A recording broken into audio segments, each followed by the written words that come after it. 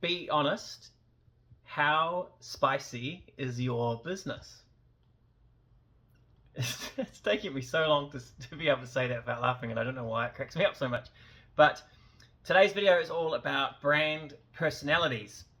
And we all know that when you're courting, personalities are the most important thing, right? And this is actually a really fun thing to do for your business if you haven't done it already. It's a super short video, so let's get cracking.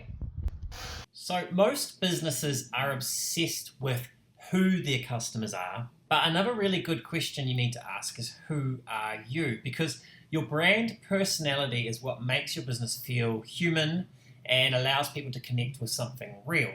It seems really simple, and that's because it is simple, but it has a profound effect. It dictates everything we do, how we email, how we write stuff on our website, how we talk to people in person, how we talk in things like social media posts and reels, even what colors we use in our marketing efforts. Everything stems from this personality. Because brands are like people.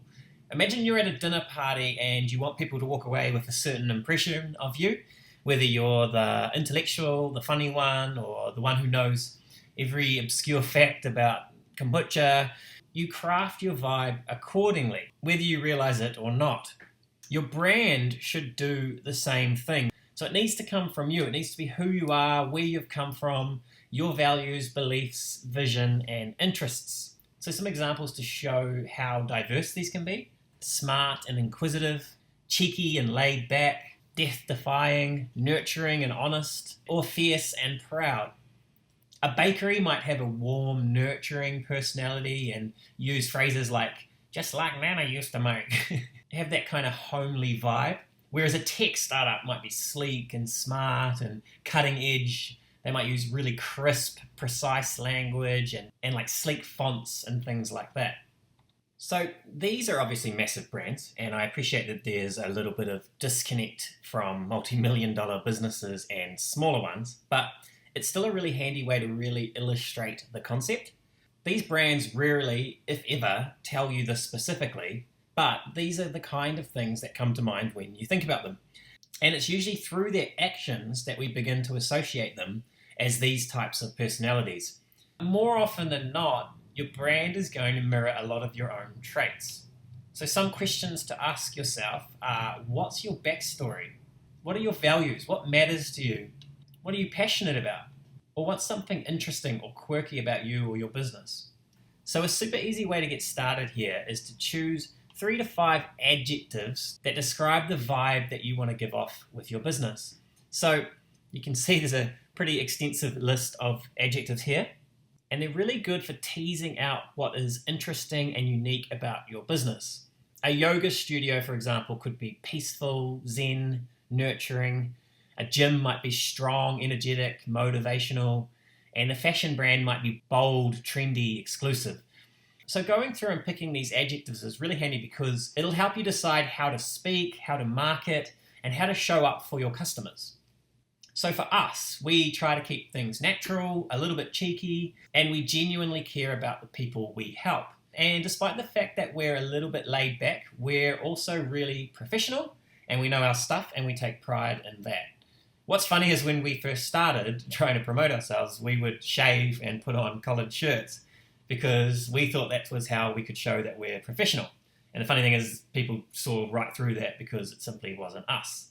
So you're definitely better off leaning into your personality.